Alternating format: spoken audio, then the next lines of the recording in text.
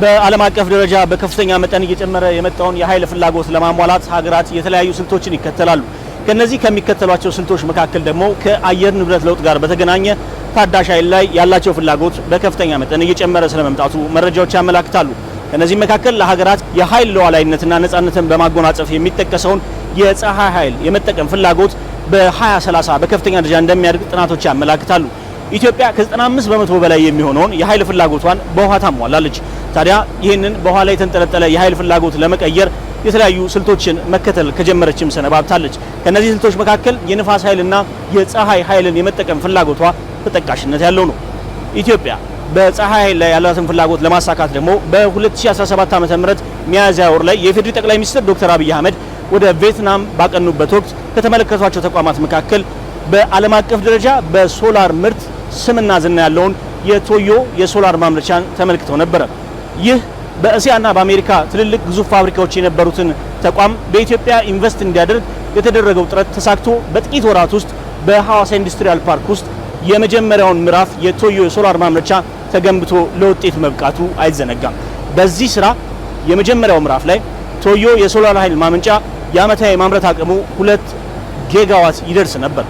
አሁን በዛሬው ዕለት የኢፌዴሪ ጠቅላይ ሚኒስትር ዶክተር አብይ አህመድ በአንድ ዓመት ጊዜ ውስጥ ብቻ አቅሙን በእጥፍ በማሳደግ 4 ጊጋዋት ኃይል የማመንጨት የሚችልበትን ፋብሪካ በዛሬው ዕለት መርቀው ከፍተዋል። ይህ ፋብሪካ ዓለም አቀፍ ስምና ዝና ካላቸው የዘርፉ ተዋናያን መካከል ከመጠቀሱም ባለፈ የኢትዮጵያ የኤክስፖርት ገቢ ላይ ትልቅ አስተዋጽኦ ያበረክታሉ ተብለው ከሚጠበቁ ተቋማት መካከል በግንባር ቀደምትነት የሚጠቀስ ነው። ከቶዮ ተጨማሪ 2 አዳዲስ የሶላር ማምረቻዎች በዛሬው ዕለት ተመርቀዋል።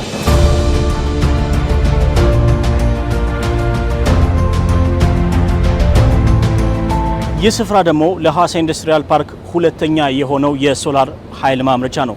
ኦሪጂን ሶላር ይሰኛል።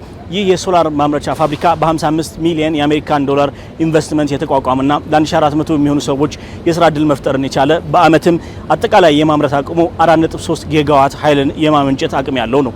በዋናነት ከ90 በመቶ በላይ የሚሆን የኦቶሜሽን ስርዓት የተገጠመለትና ዘመናዊ የሚባሉ ማሽኖችን በውስጡ የያዘ ነው። ይህም በዘርፉ ኢትዮጵያ ለኤክስፖርት የምታቀርባቸው ምርቶች ከፍተኛ ጥራት ያላቸው እንዲሆኑ ለማስቻል ትልቅ አስተዋጽኦ ያበረክታል።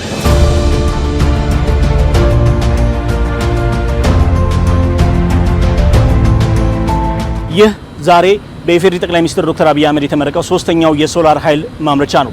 3 ጊጋዋት ያክል የማምረት አቅም ያለው ፋብሪካው በአመት በሚሰጠው ምርት ከፍተኛ አስተዋጽኦ ያበረክታል ተብሎ ይጠበቃል። እስቲ አንድ ማሳያ እንውሰድ።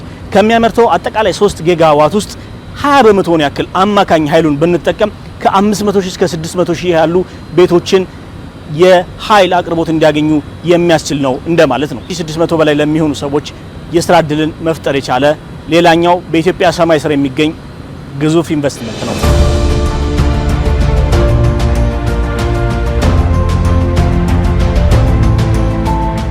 ይህ የሐዋሳ ኢንዱስትሪያል ፓርክ አራተኛው ገጸ በረከት ነው። ኤችዜድ ጋዝ። ይህ የጋዝ ማምረቻ ደግሞ ቀደም ሲል ለተቋቋሙት 3ቱ የሶላር አምራች ኩባንያዎች የሚያስፈልጋቸውን ጋዝ ለማቅረብ የተቋቋመ ነው። 6 ሚሊዮን የአሜሪካን ዶላር ያክል ኢንቨስትመንት የወጣበት ይህ የጋዝ አምራች ኩባንያ ኦክሲጅን፣ ናይትሮጅን እና ሃይድሮጅን በማምረት ለነዚህ ኩባንያዎች ያቀርባል።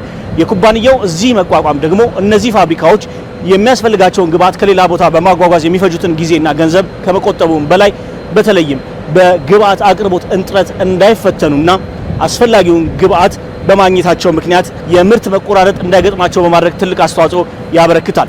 100 የስራ ዕድሎችን የፈጠረው ይህ የጋዝ ፋብሪካ ለኢትዮጵያ ሌላኛው ግዙፍ ኢንቨስትመንት ሆኗል። በዛሬው ዕለት የተመረቁት 3ቱ የቶዮ የኦሪጂን እና የሉሜንቴክ ሶላር በድምሩ 11.3 ጊጋዋት ያክል ኃይል የማመንጨት አቅም ያላቸው ናቸው። እነዚህ ፋብሪካዎች ወደ ስራ መግባታቸው የኢትዮጵያን የውጭ ምንዛሬ ግኝት በማሳደግ ውስጥ ትልቅ አስተዋጽኦ ያበረክታሉ ተብሎ ይጠበቃል። በሌላ በኩል በዚህ ኢንዱስትሪ ፓርክ ውስጥ ተቀጥረው የሚሰሩ ኢትዮጵያውያን ደግሞ ለዘርፉ እውቀትና ክህሎት እያዳበሩ መጪውን ጊዜ ብሩህ ለማድረግ ትልቅ አስተዋጽኦ ያበረክታሉ ተብሎ ይጠበቃል። ኢትዮጵያ በታዳሽ ኃይል ያላትን ጽኑ አቋም ያሳየችባቸው እነዚህ የሶላር ማምረቻዎች ከኤክስፖርት ባለፈ ለኢትዮጵያ የሀገር ውስጥ ፍላጎትም አስተዋጽኦ ያበረክታሉ ተብሎ ይጠበቃል።